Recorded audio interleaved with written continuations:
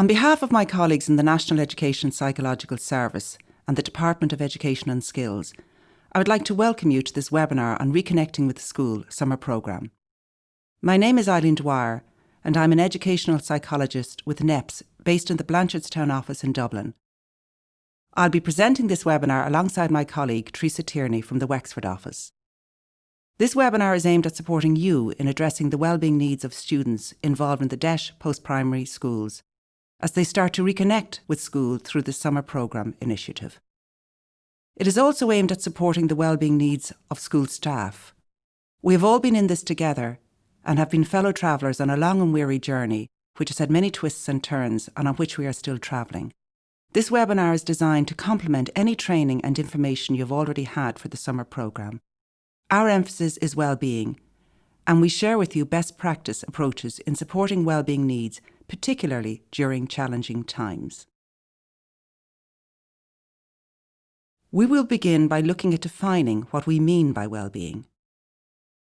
We will then look at the current situation of our lives, that of living with COVID-19, the impact of this, and how we can respond to this in a planned and supportive way. We will present a suggested framework for protecting and promoting the well-being of students, staff and parents as we reconnect with schools through participation in the summer programme. This framework includes practical activities and interventions that can be used in preparation for the summer programme. These will be explored in the Preparing for the Summer Programme phase. It also includes activities that promote well-being that can be woven through the summer programme and implemented throughout the school day. These are in the activities to support student well-being during the summer programme phase. There is advice for teacher well-being and self-care also. Finally, there are strategies to move forward with and continue to support the reconnection with school in the next step for Reconnecting with School phase. Finally, there are strategies to move forward with and continue to support the reconnection with school in the next step for Reconnecting with School phase. There is also a toolkit accompanying this webinar, which contains detailed information on materials, activities and strategies discussed during the presentation, and further information on strategies for teachers to support student well-being and useful links to further advice on promoting well-being. There is a toolkit accompanying this webinar which contains detailed information on materials, activities and strategies discussed during the presentation and further information on strategies for teachers to support student well-being and useful links to further advice and reading on promoting well-being. Well-being can mean different things to different people, and all of those meanings are correct for that person. But having a shared understanding of well-being can help us understand others' perspectives of well-being, and therefore as teachers can help us support our own and our students' well-being. The Department and NEPS adapted this definition from the Wellbeing definition of the World Health Organization, and it is included in the Department's Wellbeing Policy Statement and Framework for Practice, which can be accessed on the Department of Education website. We define well-being as being present when a person realises their potential, is resilient in dealing with the normal stresses of their life, takes care of their physical well-being, and has a sense of purpose, connection, and belonging to a wider community. It is a fluid way of being and needs nurturing throughout life. The aim of this webinar is to provide guidance on how to nurture the well-being of your students and your own well-being, and by so doing, create an atmosphere and a culture where everyone's well-being thrives.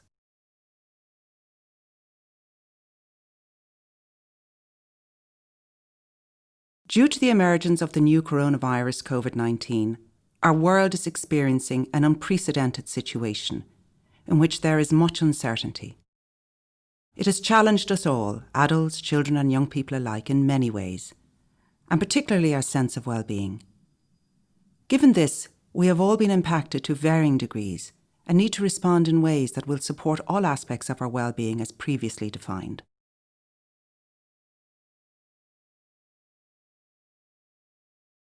The COVID-19 journey can be likened to an unplanned and unfamiliar journey of many twists and turns, sometimes dark and frightening encounters, and sometimes brighter moments of clarity and joy. It is an ongoing journey on which we need to make plans on how to best travel, to ensure that we can keep safe and well physically and psychologically. A major emergency is an event which usually occurs with little or no warning. Causes or threatens death or injury, serious disruption of essential services or damage to property, the environment or infrastructure, is beyond the normal capabilities of the principal emergency services, requires the activation of specific additional procedures and the mobilisation of additional resources to ensure an effective, coordinated response. HSE 2014.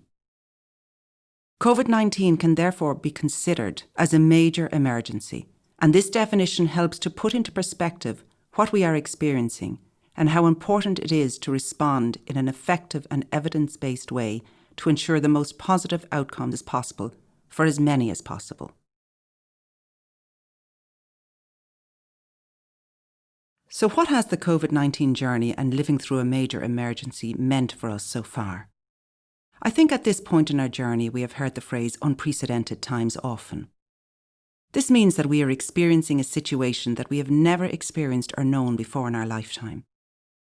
This brings with it much uncertainty and unfamiliarity in our new way of living.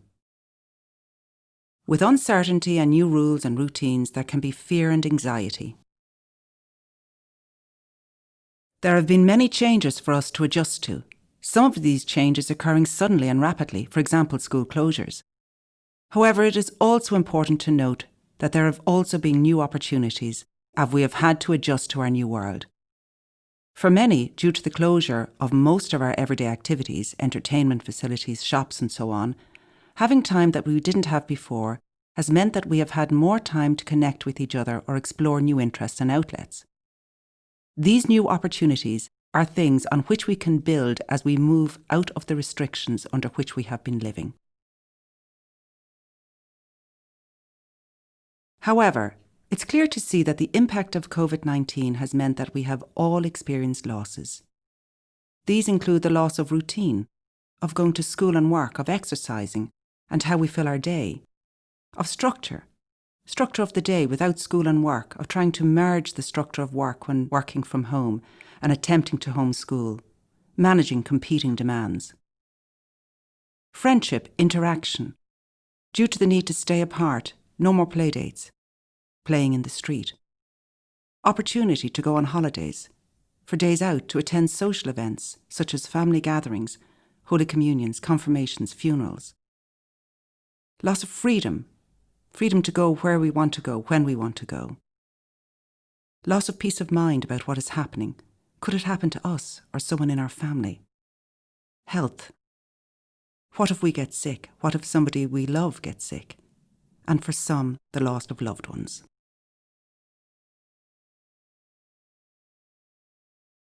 As we have just seen, given that we have all been part of a major emergency within which there have been traumatic events, it is fair to say that we have all been impacted to some degree and have experienced loss in varying degrees and nature.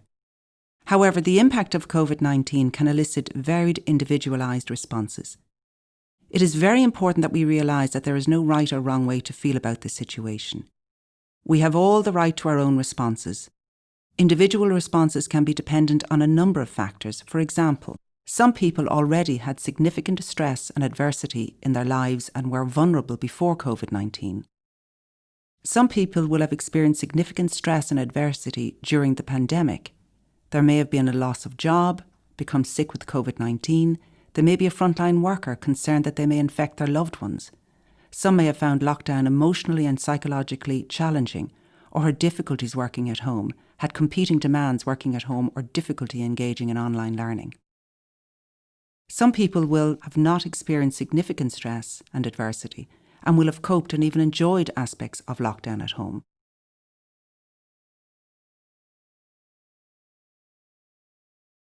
Over the last few months, research has been conducted into the impact that COVID-19 has had on people's lives and their well-being. This has highlighted some of the issues outlined previously relating to individual experiences and responses. In addition to these, for some children, school closure has resulted in the removal of key protective factors for well-being. For example, supportive school structures, access to friendship and positive relationships, and the opportunity for regular physical exercise. It has also increased the potential for exposure to key risk factors for well-being, such as difficulty within family structures, inequity in access to education due to lack of technology, and reduced access to external supports. In May, Barnardos conducted a survey, The Impact on Family Life During COVID-19. 65% of respondents to this survey had children under the age of 18. Of the families with children under 18, 84% reported that their children missed seeing their friends, and 68% missed school. This outlines the significant impact that COVID-19 school closure has had on the lives of children and young people on a social level. Other issues of significance that arose in this survey was the impact of the loss of routine and structure, which was noted by parents, in that some children demonstrated increased difficulties following bedtime routines, house rules, and managing pent-up energy.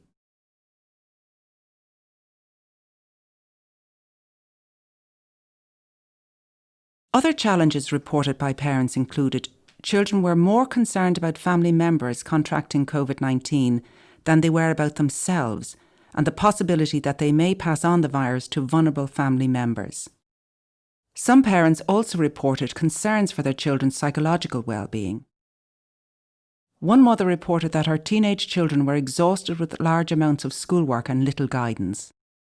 There were reported tensions at home, and these impacted on the well-being of children. Also reported was the lack of childcare and the effect this had on stress levels within the home. Some parents were trying to balance working from home with homeschooling and minding younger children.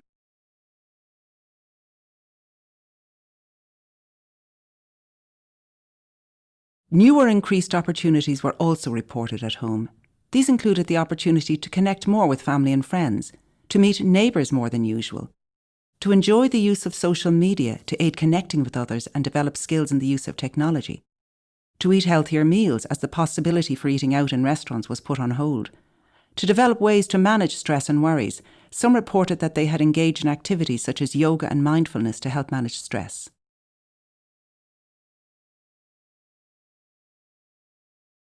Therefore, the research shows us that the impact of living through a major emergency, such as COVID-19, can result in negative effects, neutral effects, or positive effects. For a small percentage of the population, there may be longer-reaching and more significant difficulties, including the development of distressful psychological reactions, psychiatric disorders, and regression of skills learnt. For most of the population, there will be a bounce back or a neutral effect arising from human resilience and our ability to endure life's difficulties and challenges. For some, it has been found that there is a bounce forward effect during which psychological and emotional growth and development has been identified as a result of adversity. The majority of people will bounce back.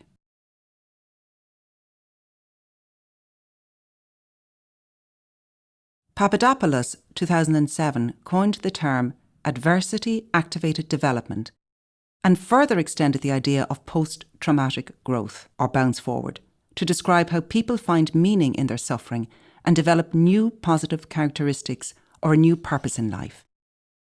He said it is remarkable to see the dignity and resilience of the human spirit triumphing over the most appalling conditions of degradation, helplessness, humiliation, injury, and loss.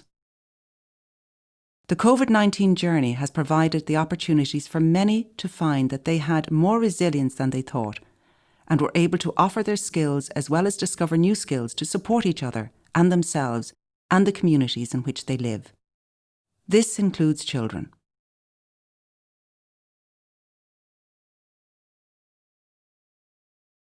It is important to remember that living through a major emergency does not mean that we all will be traumatised. Remember, the majority will bounce back. However, in the response to supporting students as they prepare to move back to a more normal routine, research shows that there is a need to provide psychosocial support in the transition to normal life again. This helps to promote natural resilience, thus minimising the likelihood of future emotional and psychological difficulties arising.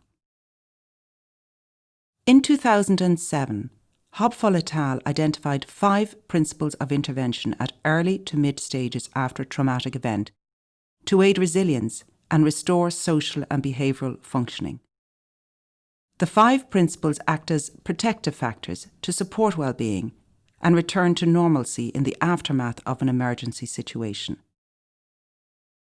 The 5 principles are creating a sense of safety, both physical and psychological, calm, self and community efficacy, connectedness, and hope. While detailed information on these 5 principles is in your summer programme Toolkit, we'll briefly go through them now. When we talk of creating a sense of safety, we mean making others feel that their needs and the needs of those they care about will be met, now and into the future. For example, when children and young people return to school, it's about them feeling protected from harm, both physically and psychologically, and that those around them will also stay safe. This includes providing information based on facts, establishing safe and predictable routines and structures. Creating this sense of safety is essential to reduce the negative impact of stress and anxiety. It is essential for learning and to help children and young people to reconnect with adults and their peers.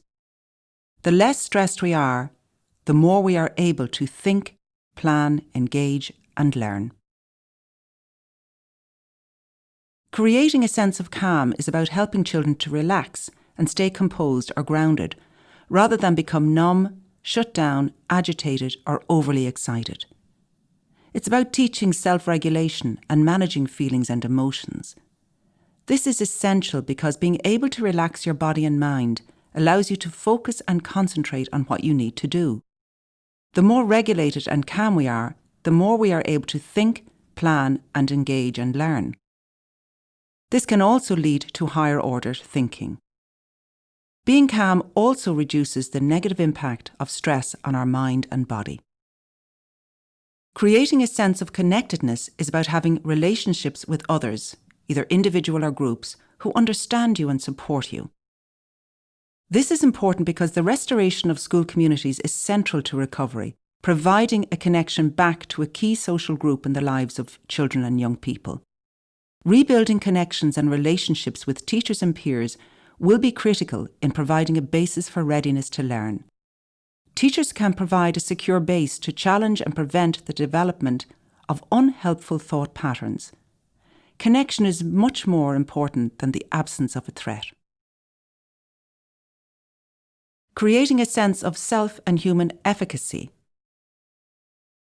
Self-efficacy is the belief that you can do what you need to do, manage challenges, and handle tough times. Community efficacy is the belief that the school community you belong to can do what it needs to do to thrive and take care of its members. This is important because in times of crisis, efficacy beliefs may be challenged and people may feel they have lost their ability to solve problems and handle ordinary day-to-day challenges. This has an impact on hope, agency, and motivation. A key enabling factor in the building of self and community efficacy following a crisis is the restoration of school communities. Creating a sense of hope is about encouraging the expectation that things will work out. The feeling that everything's going to be all right. Hope can include a belief that others will be there to help. This is important because hope is critical for learning. It encourages the motivation to achieve goals, both in the short and long term. Hope is also really important for nurturing well-being. Reconnecting with school can reignite hope and purpose for many children and young people and their broader community.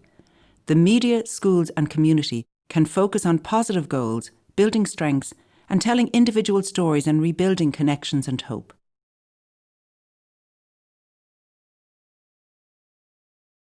I think it's fair to say that many of us have shown wonderful resilience in coping with this pandemic. We have mentioned above the many challenges we have faced. However, we have all faced the uncertainty and fears of this pandemic, which causes worry and stress on us all, and wears down resilience, which impacts on well-being. A key message for school staff is that first and foremost, we all need to attend to basic needs. There is no doubt that when we are under stress, we can forget or underestimate our own needs. And when in a caring role, such as that of a teacher, we can put aside our own needs.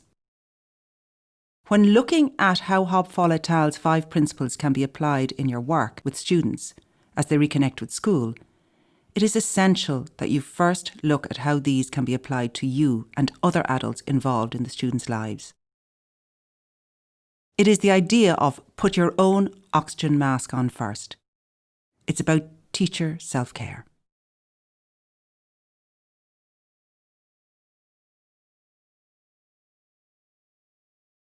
This is the self-care tree for summer programme staff, and this visually represents all that you need to remember to ensure well-being is being addressed for the adults. The tree is first nourished by its roots, which are ensuring that our basic human needs are being addressed. This includes ensuring that you are getting enough rest, ensuring that you eat healthily and at regular intervals, that you take daily physical activity, and stay in touch with family and friends. At this point, it is useful to do an audit using this list to make sure we are fulfilling these needs. It's important to take the time to think about this. Managing our own emotional stress at this time is as important as managing our physical health. We all have positive, established personal strategies that help us manage stress and keep us safe and healthy. Think about what has worked for you in the past and what might work for you now. Think about how do you maintain a work-life balance. Make sure to safeguard or, if necessary, establish behaviours and routines that help you to stay safe and healthy. The upper part of the self-care tree for summer programme staff is particularly helpful as you reconnect with school through the summer programme. Let's think about self-awareness. Firstly, how are you feeling? What are your needs at this time? Be realistic about what you expect from yourself and others. Think about your home life balance. Are you spending too much time thinking about work? Are you neglecting your basic needs and home life?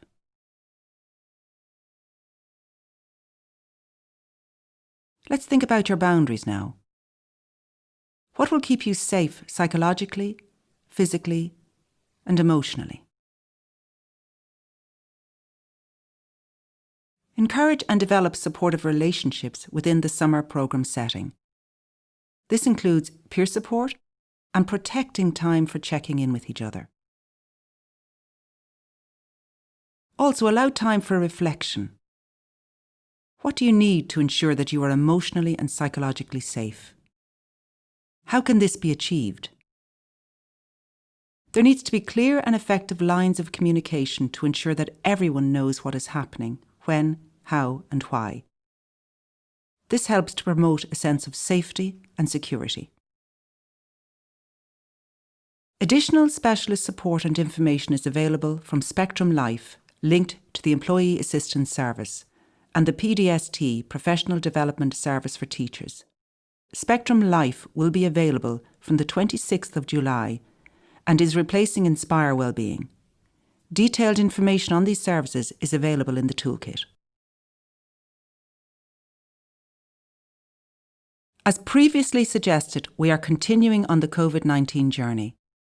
The DEIS Post-Primary Reconnecting with School summer programme is a stepping stone on the journey as school communities work towards welcoming students back to school. So as we prepare to reconnect with school, taking into consideration the impact of this journey on well-being and the suggested response to support this, let's look at how we can work towards ensuring the well-being of children as well as the whole school community through the summer programme. Let us pause for a moment to review the aims of the summer programme. The aims of the programme are to provide targeted students with the opportunity to reconnect with school, with teachers and peers, and to re-establish these important relationships. To support students' physical, social and emotional well-being. To support students to reintegrate or transition into their planned education setting for the next school year with their peers. To build confidence amongst the learners so that they can continue into the next phase of their education. To provide students with the practical and technological skills they need to engage in a meaningful way with blended learning in the future. As you can see, promoting well-being is an integral part of the summer programme experience. It is front and central to reconnecting with school. It guides us to focus on relationship building and creating a supportive culture so that students feel safe, connected, calm, have opportunities to achieve, and feel hopeful for the return to school. This webinar and the Toolkit will help you weave well-being nurturing activities and approaches throughout the summer programme to ensure that the reconnection back to school is as positive and protective as possible. I would now like to hand you over to my colleague, Teresa Tierney, who will take you through ways to incorporate the 5 principles of safety, calm, efficacy, hope and connectedness into the summer programme to nurture well-being, build resilience and promote recovery. When planning for well-being at the summer programme, there are 3 phases to consider. They are preparing for the summer programme, during the summer programme, and finally, the next steps for reconnecting.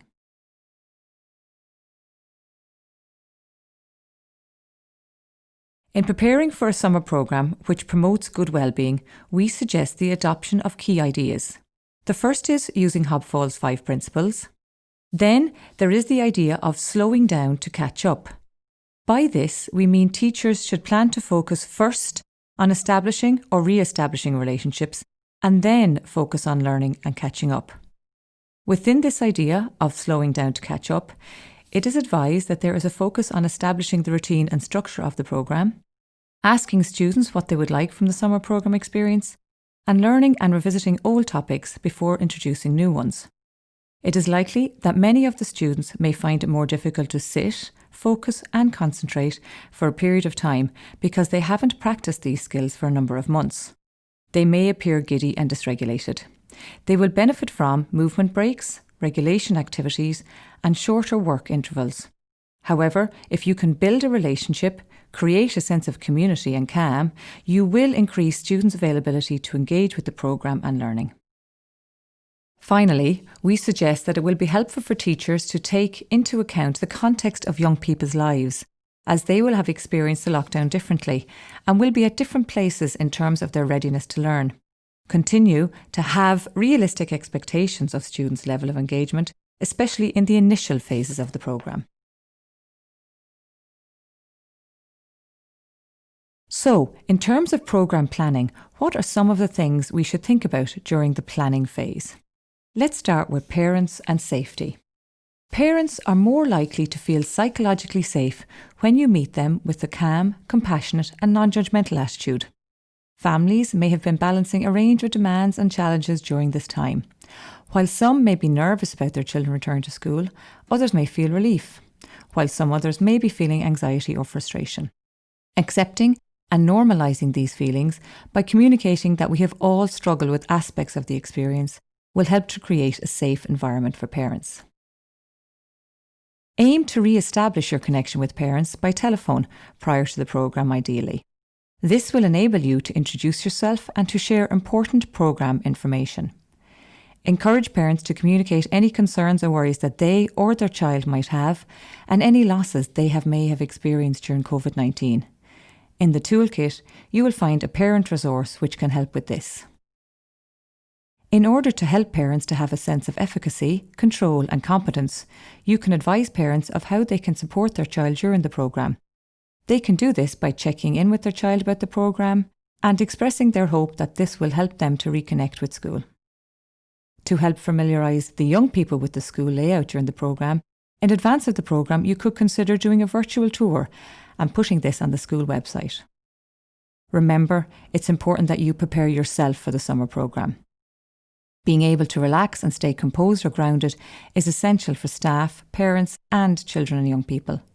Promote a calm response in your interactions, consider your tone of voice and your body language, ensure that you pay attention to your own well-being as discussed previously. You may find it helpful to familiarise yourself with a number of the emotional regulation activities and choose to practice some of these as well as planning as to how you will integrate them into the programme.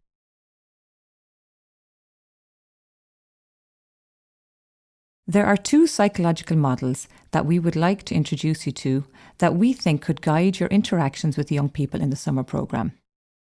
These trauma-informed models will help you to put the 5 principles into action and will create a programme climate that will foster wellbeing and learning.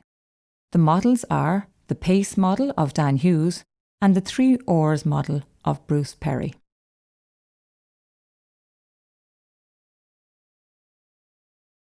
The first model is the PACE model. This approach outlines ways of connecting with young people. It encourages playfulness, acceptance, curiosity, and empathy. The use of PACE enables young people to build a connection with adults and provides a safe space where they can open up and communicate. Playfulness in the PACE model involves creating an atmosphere of lightness and fun when you communicate and engage with each other. At post-primary level, we can encourage playfulness through novel, creative activities where spontaneity is appropriate and encouraged. Using playfulness allows for an open, calm and engaged atmosphere which can enable the young person to relax. Acceptance involves actively communicating a non-judgmental acceptance of a young person's inner life. Adults can communicate that they have unconditional positive regard for the young person. We can communicate that we understand the reasons for their behaviour. If necessary, and if the behaviour is problematic, and there is a need to correct a young person, an adult might say, "I can see that you are hungry and want to get your lunch and that you don't want to wait for the person ahead of you to move, but it's not okay to push past them." We can accept the way they communicate without agreeing with it. In this way, adults can communicate that they have unconditional positive regard for the young person, but the behaviour is the issue. Curiosity involves wondering about the young person's experience. The adult can convey that they are trying to understand the young person. This increases the chance of the young person opening up without fear of being judged. When adults are curious, they are interested in what has happened to the young person rather than what is wrong with the young person. They can ask questions such as, "I wonder if."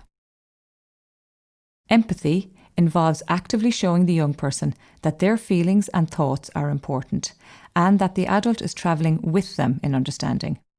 The adult is present in the moment and can understand and experience the events with the young person. The second model is regulate, relate and reason. This is also referred to as the 3 R's. Dr. Bruce Perry, who developed this model, asserts that children and young people need to be in the reasoning part of their brain for learning to occur. Learning cannot happen if the young person is dysregulated and disconnected from others.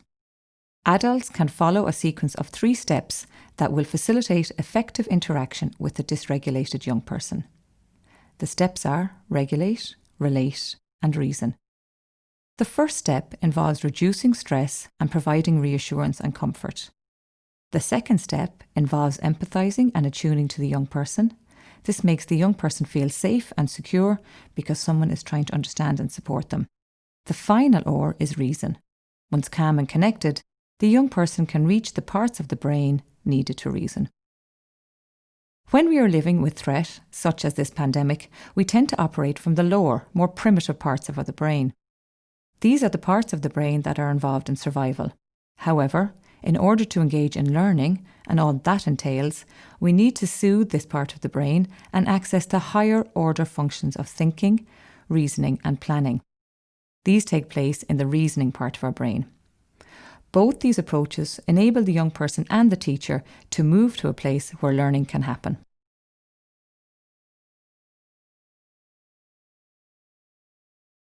PACE and the 3 R's can help us in how to be with students in a way that promotes Hobfall's principles. The next set of slides outline what types of activities you can do with students to promote the principles. We have now moved to the during the summer programme phase. Young people will be returning to their school under a new set of safety guidelines after a prolonged period of school closure. We can help them with this by ensuring they know what to expect by giving a clear outline of the structure of the day. We can involve them in setting the rules for how they treat each other during the summer programme and point out the visual supports in the school, such as posters and floor markings. We can also suggest a structure to the first session. While we know that young people will have had different experiences during school closure, research tells us that it is important to take time to allow them to share their experiences.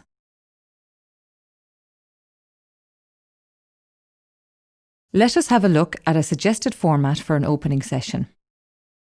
Tips for this session are available in the toolkit. Try to greet each young person individually as they enter the room. Smile and maintain open and welcoming body language. If you don't know them, introduce yourself as you meet them and ask them their names. Use positive statements such as, "It's good to have young people back in school," or "I'm delighted to be back, I hope you are too."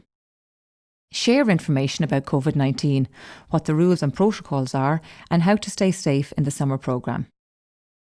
Young people may want to ask questions about aspects of COVID-19 and how it is impacting or may impact on their lives. Avoid speculation, stick to the facts, and answer in a developmentally appropriate way. It is okay to say that you do not have the answer for some questions, or ask them to talk to their parents if that is more appropriate. They may ask why they are in the summer programme, and teachers should have an answer for this which focuses on reconnecting to school. Young people need to know that no one group of people are responsible for COVID-19. It has affected the whole world, and we all need to follow the rules to mind ourselves and others. In this section, you might consider using the My COVID-19 Experience worksheet from the Toolkit and discuss the similarities for young people and the differing experiences and how these are all valid. In this session, you might consider using the My COVID-19 Experience worksheet from the Toolkit and discuss the similarities for young people and the differing experiences and how these are all valid. In order for young people to have a sense of control over events and help the development of self-efficacy, you could use this session to involve young people in safety measures and the promotion of such. Even though the rules may be decided by school management or the HSE, young people can be asked for their ideas about how to get compliance or buy-in. For example, they may decide where best to position the hand sanitizer or devise their own posters to display rules. You can ask the young people to think about what they can do as individuals and as a group to help themselves through this time. Brainstorm this and chart the responses. Suggest that by the end of the programme, they may have more strategies that they can use to keep themselves and other students well. Use positive forecasting, such as, "I think we're going to have a great week," to close the session.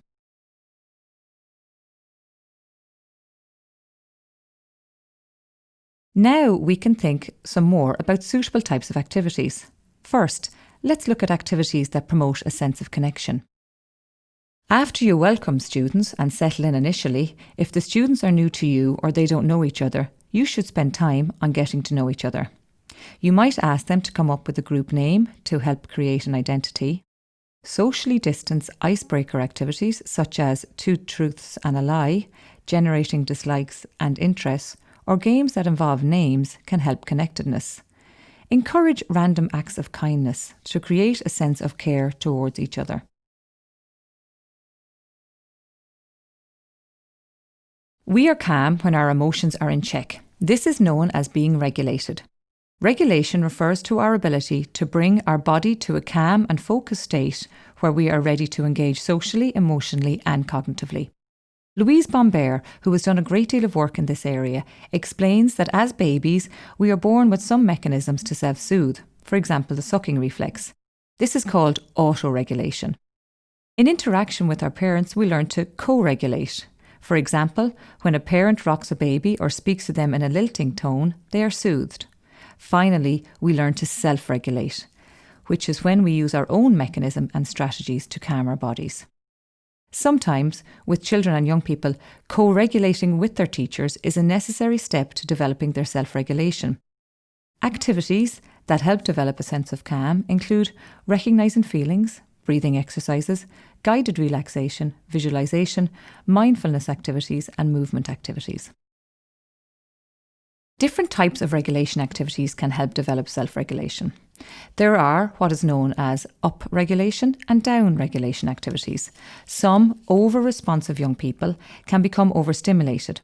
They require down-regulation. Others are less responsive and benefit from upregulation or alerting activities. Star jumps are an example of upregulation, whereas a mindfulness activity is an example of downregulation. Breathing activities are a very important tool in developing self-regulation. Information on 4 different breathing activities is provided in the toolkit.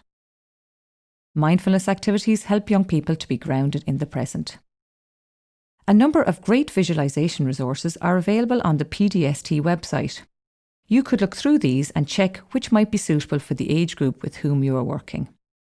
Resistance activities such as pushing against a wall or yoga poses are also helpful to young people. To promote a sense of self-efficacy, remind the students that they have developed a lot of skills to cope with the challenges presented by COVID-19. Activities that help promote self-efficacy include collaboration. For example, completing the postcard activity in the toolkit and then assigning jobs and responsibilities for arranging a display. You can encourage students to practice positive self-talk such as, I am getting better at, I can do this really well, I did a good job of. You could also use a daily compliment circle where young people can hear nice things about themselves every day. You could start at the beginning of the week with the teacher giving compliments and move on to the students complimenting each other as the week progresses. Encourage the young people to engage in problem solving when they meet a difficult task or situation in the summer programme.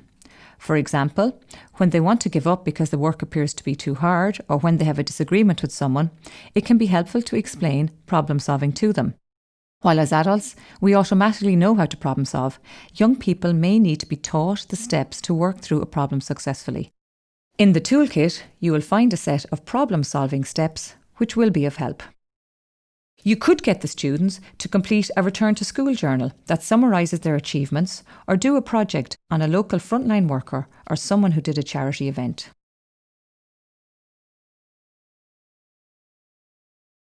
In order to feel hopeful, support young people to develop a positive vision for the future by using the Hopes on a Cloud activity or the letter to future self. You can encourage appreciation and improve mood by using the gratitude or postcard activity. You might consider using music or poetry with a hopeful theme. For example, That Don't Frighten Me at All by Maya D'Angelo. By now, you can see how to weave Hobfall's principles into the daily activities of the camp so that the students are continuously experiencing safety, calmness, efficacy, connectedness and hope throughout the day and the week. We can think about this in terms of 5 a day. So, how can we create a bridge between the summer programme and the return to school in the new term? This next phase is called Reconnecting with School. Help the young person to link what they have learned at camp to the skills and knowledge they will need to return to school. Ask them to think about what they've learned, what they've enjoyed the most, what they're looking forward to, and how their learning at programme will help them in their return to school. This could involve using a self-regulation strategy when they get worried, or using problem-solving steps to solve a dispute. Ask them to identify who is in their support team, parents, friends and teachers. All of this can be recorded. You may like to look at the Student Voice booklet in the toolkit. You as teachers could also think about how you could communicate the programme experience to the young people's parents at the end of the programme and to their teachers in September. At the end of the programme, explain to the young people that we can live with uncertainty.